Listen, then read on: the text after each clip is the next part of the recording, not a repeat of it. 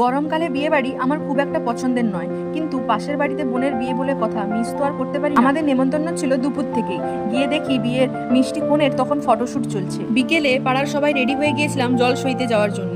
তারপরই আস্তে আস্তে আমাদের অদ্ভুত সব নাচ শুরু হয়। কেউই যেন নিজের মধ্যে নেই, সবাই যেন এক নাচের ঘোরে রয়েছে। এই 43 ডিগ্রি সেলসিয়াসের মধ্যে প্রায় পুরো গ্রাম নেচে নেচে আসার পর আমাদের সবার অবস্থা শোচনীয় হয়ে পড়েছিল। একদিকে বিয়ের নিয়ম পালন করা চলছে, আর অন্যদিকে সবাই বিশ্রাম করে নিচ্ছে, কারণ ফেরার সময় আরেক রাউন্ড সবাইকে নাচতে হবে। এইটা হচ্ছে আমার বিয়ের সাদামাটা লুক। তারপর বোনকে গিফট দিয়ে ওর সাথে কিছু ছবি তুলে নিয়ে চলে গেলাম স্টার্টারের কাউন্টারে হামলা করতে। একটা ফুচকা মুখে দিতে না দিতেই আমাকে হাত ধরে টেনে বার করে দিল, নিজে ফুচকা খাবে বলে। তো যাই হোক, দেরি না করে আমরা শুভ কাজটা আগে সেরে ফেললাম। বিয়ে বাড়ি মানেই তো সবার সাথে অনেকদিন বাদে দেখা। আমার সাথেও এটার অন্যথা হয়নি। অনেক পুরনো বন্ধুর সাথে দেখা হয়েছে। হঠাৎ করে আতশবাজির আওয়াজ শুনে বাইরে এসে দেখি বরমশাই উপস্থিত হয়েছে। আমাকে তো গোলাপ দেওয়ার দায়িত্ব দেওয়া হয়েছিল। ভেবেছিলাম কোনো ভালো ছেলে থাকলে এই সুযোগে গোলাপটা